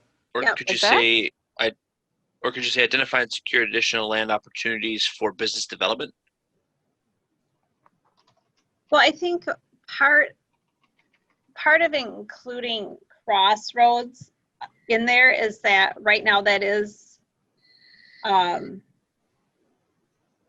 focus area for us in the next 5 years, because a lot of the development is like specifically identified. If you think about where a lot of our requests for land are coming from, it's based in that area partially due to the railroad and the bypass being there. So I think we should have other places to look at, but I think not missing opportunities in Crossridge is important. Yeah, I like it the way that Inga's got it now. You know, crossroads is fine there as long as we haven't limited ourselves. If a wonderful opportunity comes along someplace else. Just not County M. We're just not going to buy all the land between here and County M. I took out around the city limits because there may be strategic locations that are already in the city limits that we may want to secure for an infrastructure project or, you know, who knows what. So I'll leave that a little bit more open-ended than I had it. Does that work? Yep. Okay. Anything else for this goal?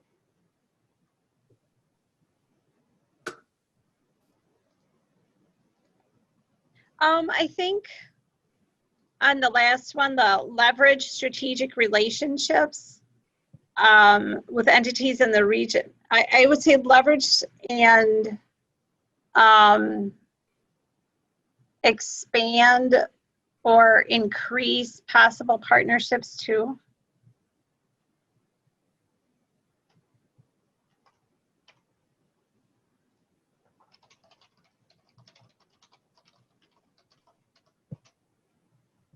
Like that? Yeah. Okay. Just so we're open to maybe other partnerships that we just don't even know about yet, or partnerships that could be created in the future.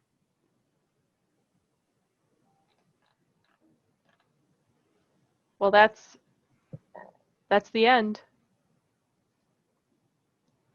Are you sure we don't want to do this a few more sessions? Well, what I'll do, and probably with Al's help, is go through the language and just try and flush it out a little bit more, I guess. I don't know what other better way to say it, but just try and expand it a little bit and make sure that it makes sense and we have the right context and everything for it. And maybe we should increase opportunities for family participation in council meetings. We should have a family night. I just like to remind Al that working at home is not an opportunity for childcare, providing childcare. Yeah, I'm aware. And telecommuting is a benefit and should be enjoyed. Yeah. He's enjoying it. Yeah, I bet.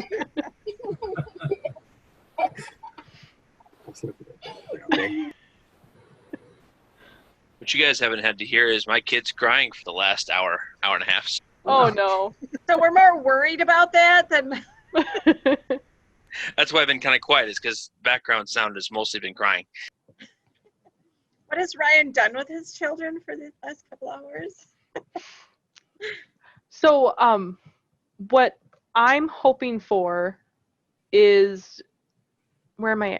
I'm looking at the calendar right now.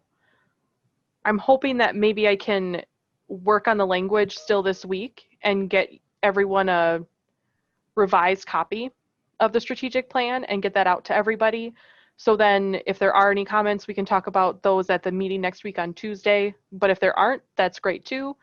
And it won't be an elaborate discussion if there aren't any additional comments. And then I'm hoping for approval of the strategic plan on October 20th if the council's comfortable with moving forward with that.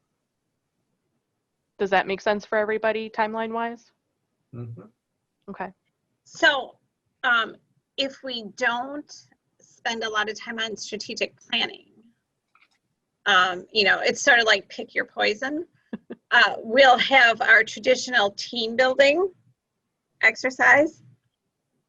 And the question will be, what is your anti-superpower? Can you explain that?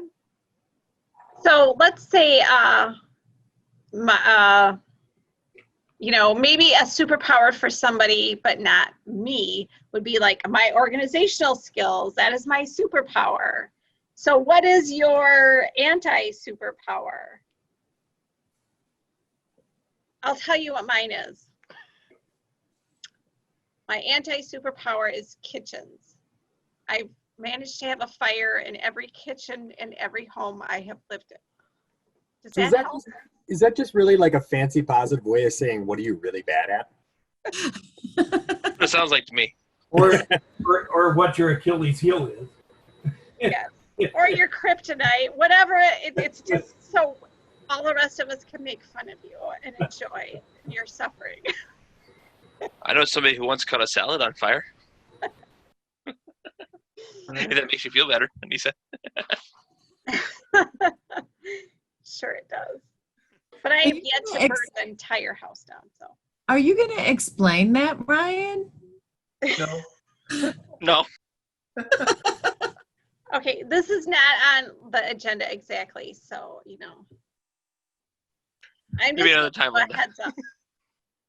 Something I've never done prior to this.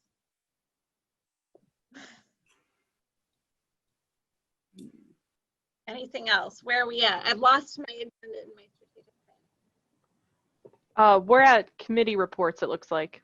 General Okay, items. you're wrapped up, and do we have committee reports? All right. Staff reports. There's only 3, 4. Well, I guess almost everybody's here. Dan, are you here? I'm still here. Okay. I guess I'll just ask, do staff have any reports out of the ordinary? I just want to give another plug for accreditation next week. The assessors will be here Tuesday through Thursday, probably noonish. We've been talking a lot about the public comment period, and I just want to emphasize that public comment period is designed to provide the assessors feedback about how well we follow the various standards as part of the accreditation process. While I You just muted yourself. Well, I would love just tremendous praise on those phone calls, and cringe that I'll get a bunch of calls where people just say how much we suck. That's really not what the period is designed for. So just want to put that out there. So is there a way to share what the standards are, or is that not something that you do? Yeah, the standards are currently on our webpage on the policy tab. We also actually keep a hard copy of the standards this weekend, next week in our lobby. So people can even come and read them in paper as well. So we could do a social media post with the standards if are we promoting this comment period? We could, yeah, we have promoted it. We've done news releases about it. Yeah, I guess Inga and I can talk about how much more we want to do with that. Yeah, I didn't know. I was just trying to like kind of avoid what you're saying, like people coming up and being like, and I didn't like how that officer talked to me when he came to my house. Mm-hmm. But maybe that's a standard. I don't know. Yeah, I mean the standards are pretty thick, so. Yeah, it's 200. It's 240 plus standards in the manual. Oh, so they have to read them prior to coming to comment. Well, they should be commenting relative to how we're abiding by the standards, and there can be some storytelling involved, but it's not a free-for-all plus or minus kind of conversation. Okay. And we do have the news release on the homepage of the website, and then we did do the podcast recently to talk about accreditation and what that looks like. I did put into the chat the web address for the policies page that I worked with Scott on creating. So we have the podcast YouTube video embedded in it, but then we also have some of the policies from the police department linked below that, including the accreditation standards.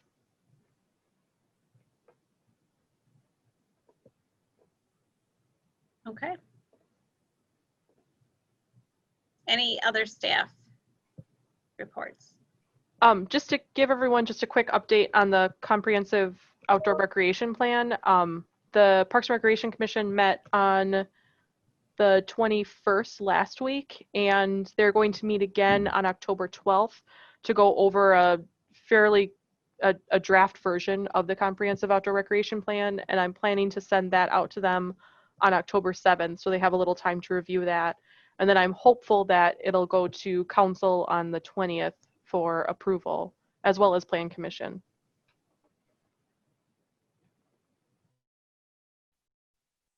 Anybody else with staff reports? I have some things. Our new staff member, Ashley, so we 2 Ashleys at the library, will be starting next Thursday. And then I just wanted to give a shout out to Jamie and Angie. We were a 3-woman in-library team since about April. So they are rock stars, and I couldn't have done all that we did with the library these last few months without them. So what is the middle initials now? We have Mark S, we have Mark E, we have Ashley, and I told my staff to call me boss. Oh, I'll be confusing. Okay, so on your Zoom, you need to be like library boss then. How did that go over, Ashley?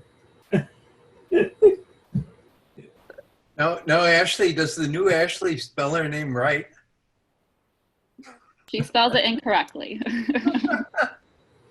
Oh, so she had some sort of easy in with you.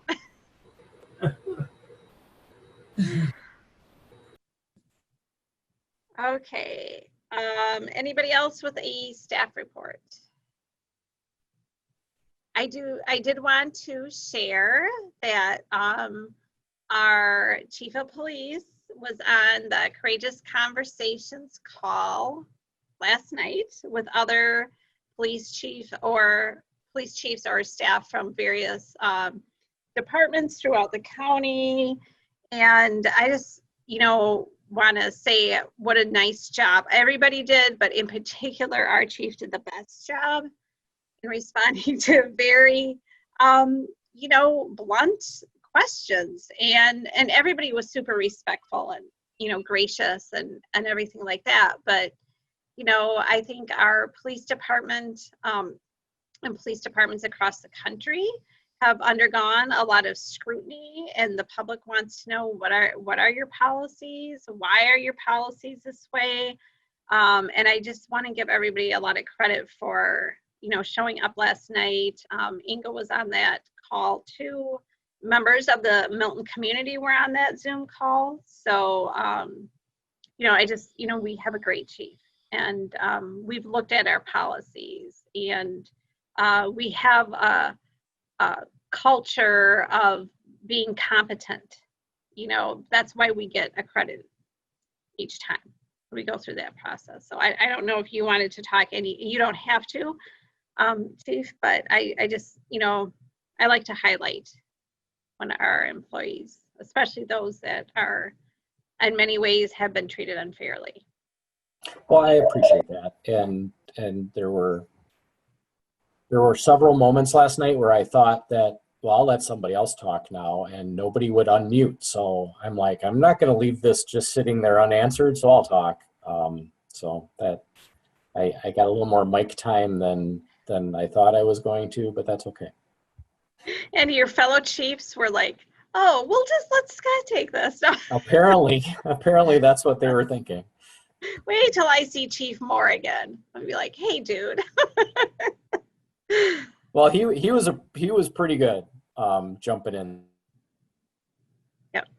There, and the sheriff was having some trouble apparently with his unmute button, so I was faster on the stick. But it was kind of a difficult thing. I won't talk long about it, but they were asking these questions that I could probably talk 30 minutes about on each question, and then multiply that times the 5 police administrators that were part of that call, and they were only, because there was so much, they were allowing one question and one answer before they moved on to the next. And so it was just a very, you know, very important topics, but very surface level exploration of them. Maybe we can get more in depth on some of these things in future conversations. Yeah, and you know, maybe we can do something like that with just the Milton community too, if, you know. So, yeah. And we'll have a release regarding Halloween coming out, and what the library is going to do, and what the office of the mayor, that one person office, is going to do for Halloween, and then we'll have the proclamation at the next meeting. Do we need to wait to find out? Well, let's go over it quick right now, just so everyone's on the same page. Okay, but it's not on the agenda. Well, it's a general item. We're informing, right? Okay, all right. So we're going to designate trick-or-treat hours from 3 to 6 p.m. on October 31st. That is different from the 5 to 7 that we typically do, in order to give some additional daylight hours and additional time so people can physically distance and spread out their trick-or-treat time a little bit more. Ashley is going to put together a story walk at the library that's going to be outdoors for people to enjoy a story while they stroll on the library lawn. That'll be up from noon to 6. And then Mayor Welch is going to be putting together a scavenger hunt. In 4 of the parks, you're going to be looking for some painted rocks she's going to create. There's going to be 80 of them. So if anyone wants to paint a rock for Anissa, I bet she'd appreciate it. It's not 80 in one park. It's 20. No, 20 in each of the 4 parks that are designated. And then if you find a rock, please 1 per child, you can take it to the Veterans Park Pavilion, and Anissa will be there to collect, and then you can put your name into a drawing for a prize from an area business. And then I also talked to Ashley today about trying to do a virtual costume contest. So we're going to be accepting submissions through social media using the hashtag, I think it's Milton WI Halloween. And then we'll have a prize for the winner. And we are looking for a panel of 3 judges. So if you're interested, let us know. So if you want to paint rocks, you want to hide rocks, you want to dress up. What was that, Larry? Can I dress up? Is that for adults as well? Sure. We didn't put an age limit on it. No. The prize is going, where we've decided, is going to be a super cool Lego set. So if Oh. you're interested, submit a photo. Either that or a flaming salad. Yeah. Here So- we go with the TikToks. So that press release is going to go out probably sometime tomorrow. I just want to get confirmation from a couple of people that it looks okay and there isn't anything incorrect in it.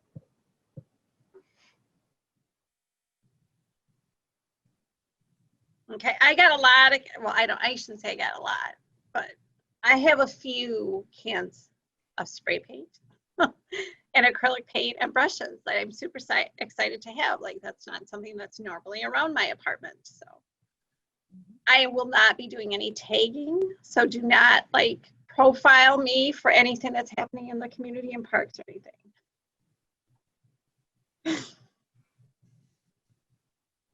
I think that's it, right? Next meeting, next week. Get together again, October 6th, 2020, 6 p.m.